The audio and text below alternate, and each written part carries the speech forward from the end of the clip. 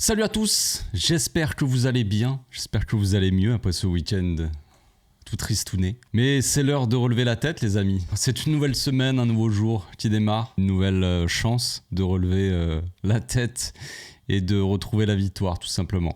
Avant match, Mallorca-Barça, c'est parti.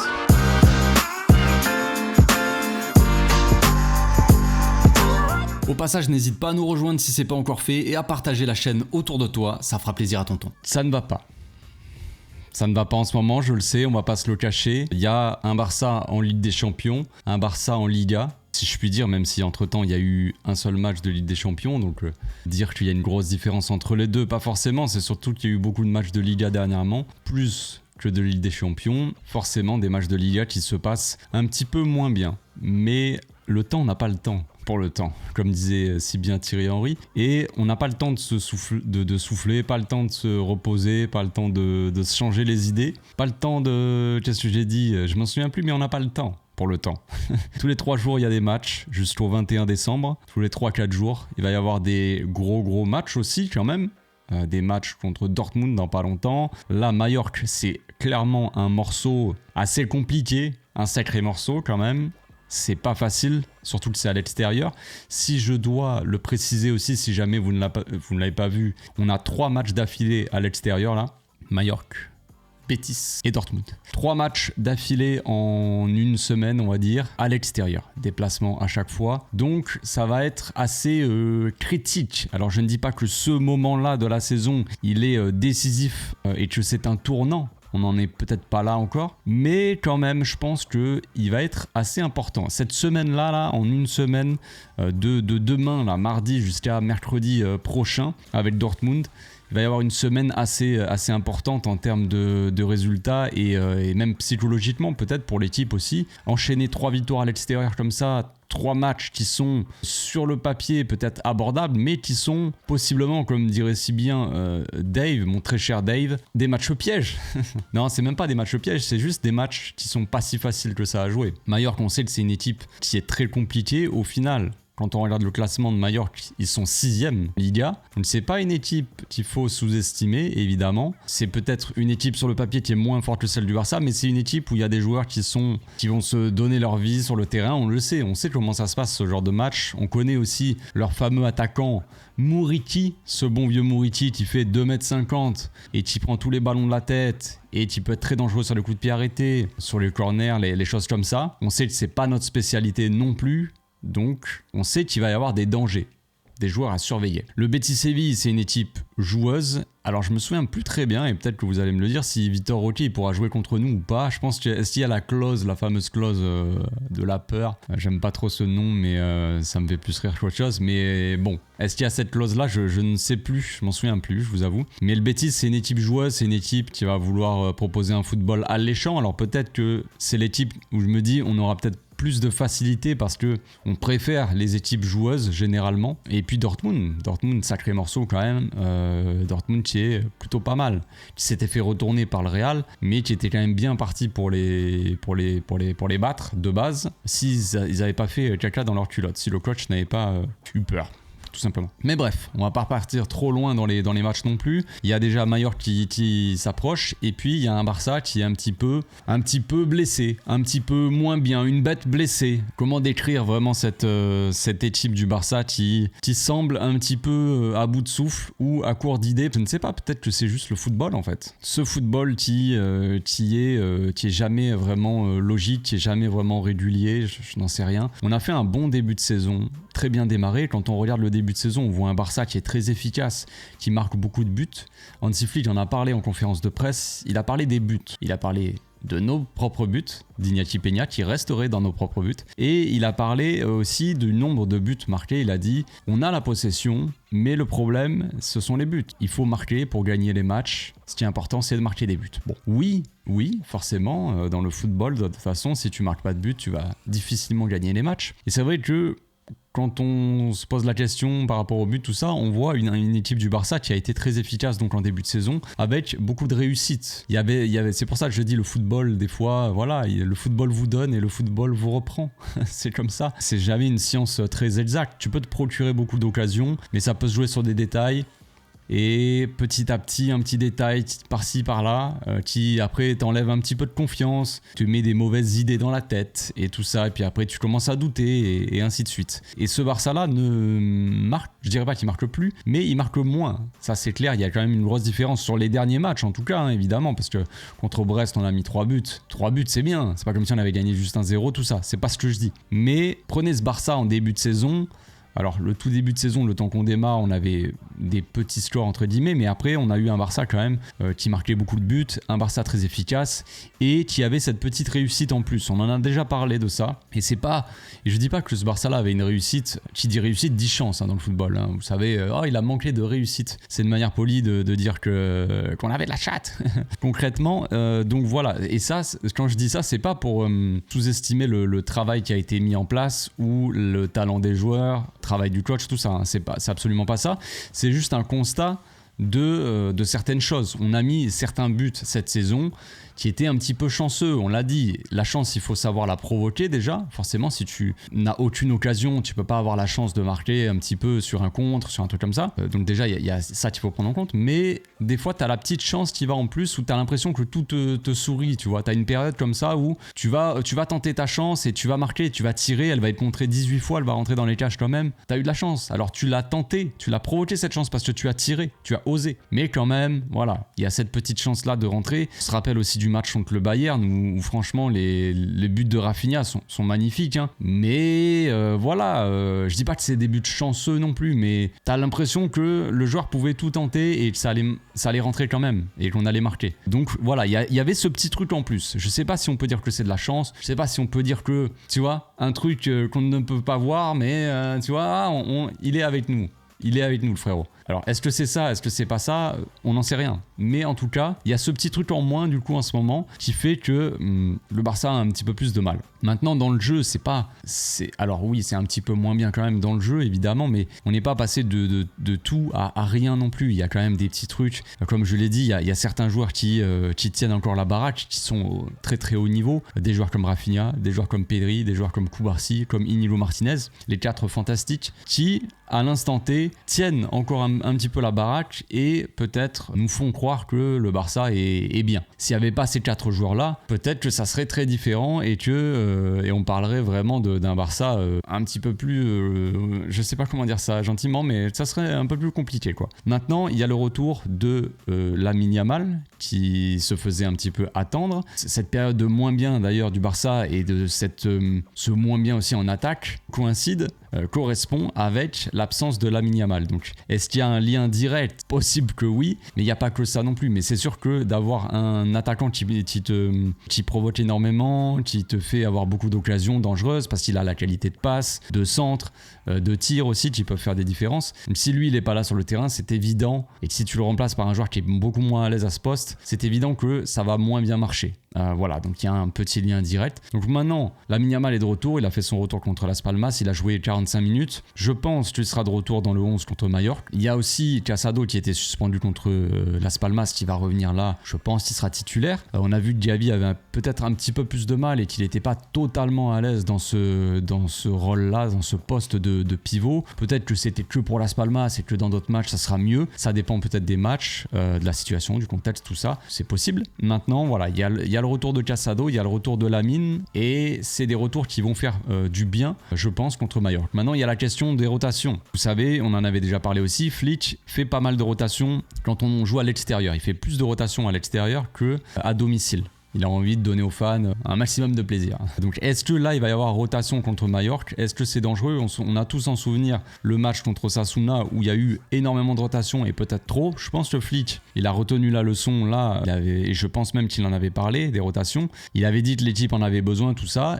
Et on en est un petit peu au même point. Je pense que l'équipe en a besoin actuellement de rotation. Certains joueurs, en tout cas, sont clairement pas dans leur forme optimale, on va dire. Ils ont fait un gros début de saison, mais là, il y a un gros coup de mou, un gros coup de moins bien. Ils sont à côté de leur pompe. On peut le dire de plusieurs manières différentes, mais il y a un problème avec certains joueurs. On pense à Koundé, évidemment. Jules Koundé, Robert Lewandowski, principalement, c'est un petit peu les deux pour moi que je trouve un petit peu en dessous en ce moment. Ça veut pas dire qu'il faut les punir, c'est justement les faire souffler pour qu'ils reviennent bien et qu'ils soient importants à nouveau dans cette équipe du Barça et cette saison, tout simplement. C'est des joueurs qui sont importants dans l'équipe. Lewandowski et Koundé sont des joueurs titulaires indiscutables de l'équipe. Maintenant, quand t'es un petit peu moins bien, il faut aussi pouvoir faire souffler certains joueurs pour qu'ils retrouvent un petit peu leur forme et que l'équipe elle se remette à tourner comme il faut, quoi. Parce que Lewandowski est très important depuis le début de la saison, c'est notre buteur. Lewandowski qui a 15 buts actuellement pour le Barça en Liga, sachant qu'en but attendu, expected goal, Lewandowski il est quand même à 14, donc il est à un but de plus que les buts attendus, ce qui veut dire qu'il y a quand même une grosse efficacité de la part de Lewandowski. Il y a un Lewandowski qui a énormément changé par rapport à la saison dernière, ça c'est indéniable. Maintenant c'est sûr qu'en ce moment il est un petit peu moins bien, mais ça reste plutôt pas mal ce qu'il a produit pour le moment toute la saison, parce que comme on l'a dit, on avait fait un petit peu le parallèle avec la saison dernière, la comparaison où on disait que Lewandowski était cataclysmique. Bon, j'ai plus les stats là de la saison dernière, mais Lewandowski avait clairement un gros problème d'efficacité la saison dernière. Il était vraiment en dessous de ce qu'il était censé mettre comme but en termes d'expected goal. Il était quand même bien en dessous et l'efficacité de ce Barça là dans la globalité correspondait un petit peu avec l'inefficacité de Lewandowski. Donc là cette saison c'est beaucoup mieux, 15 buts pour Lewando, 9 buts pour Rafinha. On a une des meilleures attaques d'Europe. Il y a encore quelques semaines c'était la meilleure attaque d'Europe. Là je ne sais pas si c'est toujours le cas, mais on a un Barça qui est dépendant pas uniquement de Lamine Yamal, mais de tous ses attaquants. Et si ces attaquants arrêtent de marquer, qui va marquer? Parce que mis à part les attaquants, si on n'a pas les trois qui marquent, derrière il y a Dani Olmo qui a mis 5 buts. Il n'était pas là contre Las Palmas. Dani Olmo, on en avait parlé aussi quand il est arrivé. Dani Olmo a beaucoup de talent. Dani Olmo peut beaucoup apporter dans cette équipe et son profil correspond parfaitement à ce que Flick, le football de Flick on va dire, mais c'est un joueur aussi qu'il faut savoir gérer parce que physiquement il peut pas enchaîner en fait. Dani Olmo, tout simplement il peut pas enchaîner tous les 3 jours, il peut pas jouer 90 minutes tous les 3 jours, c'est pas un joueur comme Rafinha, même comme Pedri au final. Quand on regarde Pedri là actuellement, on va toucher du bois évidemment, ça se passe plutôt bien pour lui, mais voilà, Dani Olmo c'est pas le cas, c'est un joueur fragile. C'est comme ça. Dani Olmo 5 buts, derrière c'est Pedri, Pablo Torre qui ont mis 3 buts et après Koundé, Ferran Torres, voilà. Donc mis à part vraiment les 3 attaquants, surtout Rafinha et Lewandowski qui marquent beaucoup de buts, derrière ça marque pas énormément.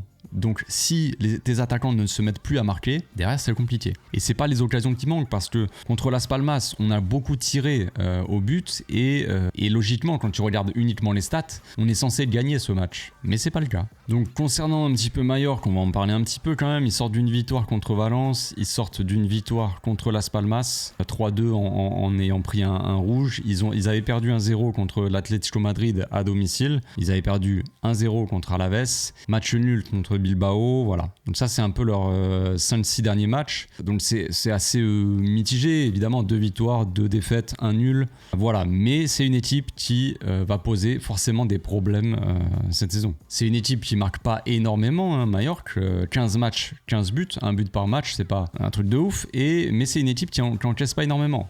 15 matchs, 13 buts encaissés, vous connaissez ce genre d'équipe quoi. Ça marque pas beaucoup mais ça encaisse pas beaucoup non plus, donc on connaît un petit peu l'histoire, ça va probablement être un match un petit peu fermé. Enfin bref, on va passer à la composition d'équipe les amis, c'est parti. Voici donc mon 11 pour le match de demain. Retour de Casado dans le 11 comme je l'ai dit et de Lamine, vous l'avez remarqué, pas de Robert Lewandowski et pas de Koundé. Voilà, c'est les deux que je fais souffler. Il n'y a pas trop de choix non plus. Derrière, j'ai pas une énorme envie de mettre Dominguez à la place d'Inigo Martinez ou Koubarsi. À voir en cours de match, on sait qu'il y a aussi Eric Garcia qui est de retour. Pourquoi pas faire tourner et mettre Eric Garcia aussi en défense pour faire souffler certains. Voilà, vous l'avez remarqué aussi, Iñaki Peña dans les cages, qui fait assez parler depuis un certain temps, je sais, mais on l'a dit en début de vidéo, Flick a dit que Peña serait toujours le gardien numéro 1 dans les cages, donc à quoi bon dire ouais je mets Wojtek dans les cages, ça sert à rien. Baldé apparemment il est prêt, Olmo aussi, les deux sont remis de la dernière fois. Baldé s'était pris un gros coup contre Las Palmas, il est à 100%, il est prêt, donc on est parti avec Baldé qui a du coup pas beaucoup joué contre Las Palmas.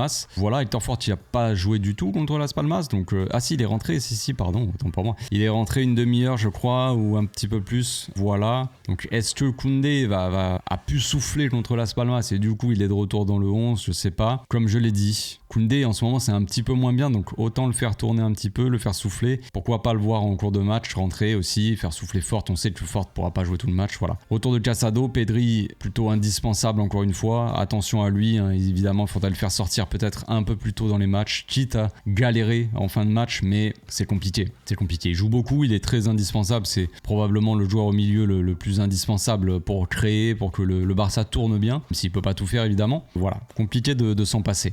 Olmo donc de retour, Lamine, Vitor et Rafinha. Rafinha qui retrouve son poste, qui va être assez axial. Rafinha qui est un des joueurs, enfin c'est le joueur du Barça et un des joueurs d'Europe qui crée le plus d'occasions. C'est lui qui crée le plus de danger par la passe, quoi que ce soit. Mais c'est lui qui crée le plus d'occasions au Barça. Lamine Yamal est celui qui fait le plus de passes décisives, donc retrouver un Lamine déjà sur le terrain, ça va faire plaisir. Retrouver un Rafinha dans l'axe, à sa position, au poste, ou en tout cas dans la zone qu'il préfère, ça sera aussi quelque chose d'assez positif. Baldé qui prendra le couloir, donc un Rafinha axial. Pau Vitor, on va voir, hein, moi je vous le dis, il sera pas titulaire et Lewandowski sera encore une fois titulaire, je le sais bien, mais j'aimerais bien voir Pau Vitor titulaire, qu'on lui donne un petit peu sa chance en fait. On lui avait donné sa chance en pré-saison, il l'avait saisi, il avait été plutôt bon. Là, jouer des bouts de match, jouer des 2-3 minutes à chaque fois à la fin des matchs, où il y a quasiment plus les titulaires sur le terrain, où ça commence à jouer un petit peu n'importe comment, c'est compliqué pour lui de proposer quelque chose. Il est rentré contre Las Palmas, il aurait pu marquer, si seulement le joueur de Las Palmas il n'avait pas accroché le maillot et sifflé penalty, mais non. Évidemment que non, il n'y a pas eu péno, mais en tout cas, il a failli, il s'est procuré quelques occasions qui auraient pu être dangereuses contre Las Palmas, donc j'aimerais bien voir Pau Vitor. Franchement, je serais curieux de le voir titulaire, même si je m'attends pas à une masterclass, un triplé, machin, mais il faut bien aussi faire souffler Robert. Donc un Hector Forte, voilà, qui est montré.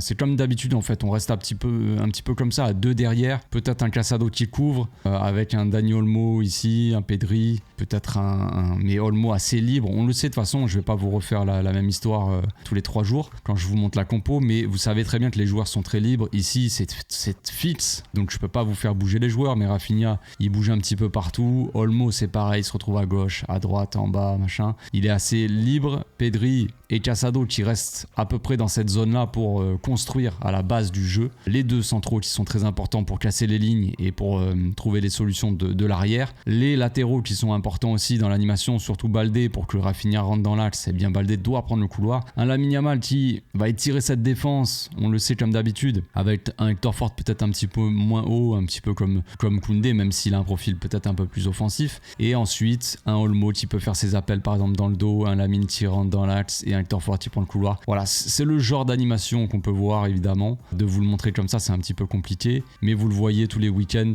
Le Barça, voilà, il y a beaucoup de mouvements, donc on espère un Barça toujours aussi mouvementé et toujours dans la création d'occasions, et cette fois-ci peut-être un petit peu plus finisseur en espérant que les attaquants soient en forme. Voilà pour ma compo, voilà pour mon avant-match. J'espère que ça vous a plu les amis, ne lâchez pas l'affaire, soyez forts dans votre tête. La saison est longue, je sais qu'il y en a qui sont déjà au bout de leur vie, qui sont là, j'en peux plus de cette équipe. Les gars, il faut prendre un petit peu plus de recul tout simplement. Prenez un peu de recul.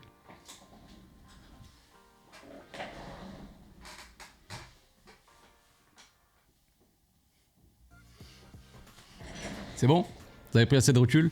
Prenez du recul et voyez ce qui se passait la saison dernière. Regardez la saison qu'on a vécue la saison dernière, la saison d'avant aussi, où beaucoup se sont plaints du jeu produit, des attaquants, machin. On marque pas beaucoup de buts, on galère, machin. Là, cette saison, dans l'ensemble, pour le moment, quand on regarde toute la saison qui a débuté, on est quand même mieux. On l'a tous vu, même si on n'est pas tous à 100% satisfaits pleinement et satisfaits à 100% de ce qui se passe sur le terrain. Mais dans l'ensemble, on vit une saison un peu plus agréable que celle des dernières saisons. Moi, je l'ai dit, je prends un peu plus de plaisir quand même à voir ce Barça-là cette saison. On marque un petit peu plus de buts, on prend du plaisir. On a gagné contre le Real 4-0, on a gagné contre le Bayern 4-1. Le Bayern, on les avait pas battus depuis, je sais pas, la préhistoire, frère, le Moyen-Âge.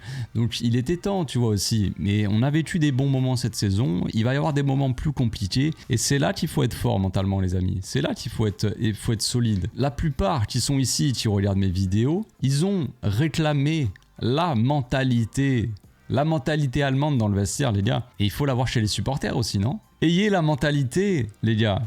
Parce que c'est bien beau de vouloir que cette mentalité-là soit dans les vestiaires. Ouais, faut que les joueurs ils en aient dans le pantalon pour machin. Il serait temps que les supporters aussi, non? Allez.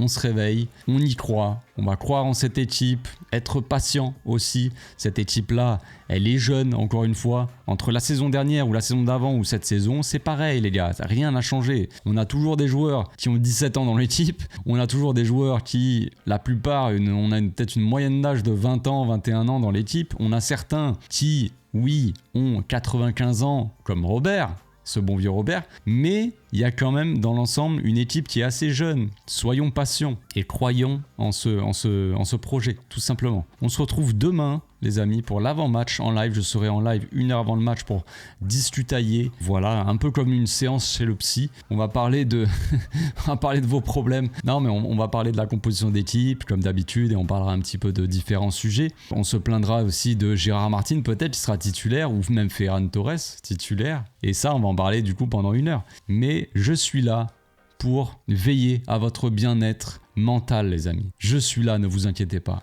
On se retrouve demain pour l'avant-match. Bonne journée, ciao ciao.